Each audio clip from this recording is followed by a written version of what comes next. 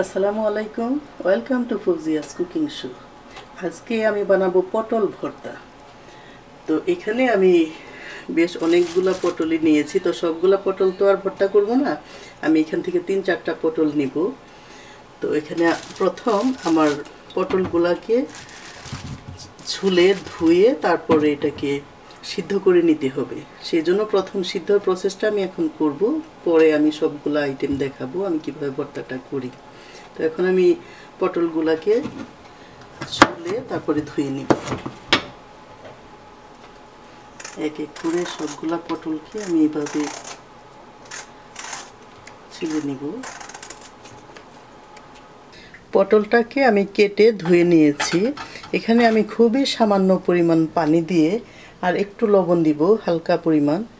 তারপর খুব লো হিটে এটাকে আস্তে আস্তে করে ভেজে নিব। খুব বেশি পরিমাণ পানি দিব না, তাহলে দেখা যাবে যে সিদ্ধ হবে ঠিকই, একটু পানসে পানসে লাগবে। সেজন্য আমি খুব অল্প পরিমাণ পানি দিব আর খুবই অল্প পরিমাণ লবণটা দিয়ে দিব। পরে অবশ্য ভর্তাটা যখন বানাই তখন পরিমাণ করে আবার লবণটা দেওয়া যাবে। এখন আমি ঢেকে দিব এবং মিডিয়াম হিটে, যখন পানিতে বলক চলে আসবে তখন মিডিয়াম থেকে আরও কমে দিব। যখন পটলটা সিদ্ধ হয়ে যাবে একদম ভাজির মতো, এটাকে উল্টে পাল্টে শুকনা শুকনা করে নিব একদম। পরে আমি ভর্তাটা করব।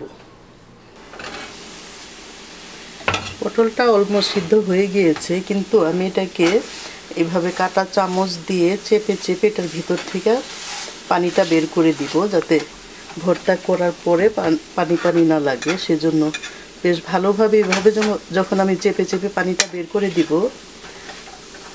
তখন ভর্তাটা খেতেও বেশ ভালো লাগবে। পটলটাকে সিদ্ধ করে এটাকে আমি একদম চামচ দিয়ে চেপে চেপে পানিটাকে বের করেছি, এই জন্য এখানে অবশ্য ভাঙা ভাঙা হয়ে গিয়েছে। আমি এখানে নিয়েছি শুকনা মরিচ। সাধারণত কাঁচা মরিচও নেওয়া যায়, কিন্তু ভর্তার ক্ষেত্রে শুকনা মরিচটাই বেশি ভালো লাগে। আমি শুকনা মরিচ নিয়েছি আর লাল পেঁয়াজ। এখানে অবশ্য 2 ধরনের পেঁয়াজ পাওয়া যায়, একটা সাদা একটা লাল।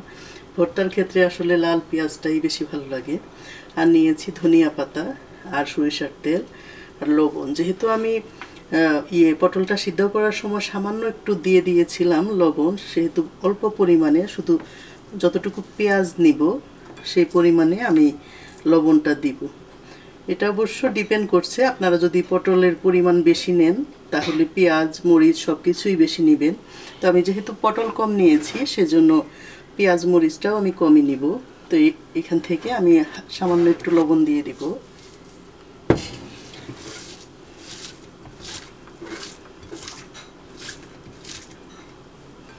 এবং এখান থেকে 2-3টা আমি মরিচ এটার সাথে অ্যাড করে দিব।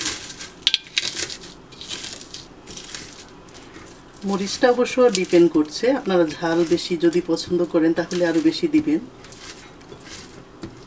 তো এখন আমি পটলটার সাথে এটাকে অ্যাড করে নিব আর দিব সামান্য পরিমাণ ধনিয়া পাতা এবং সরিষার তেল।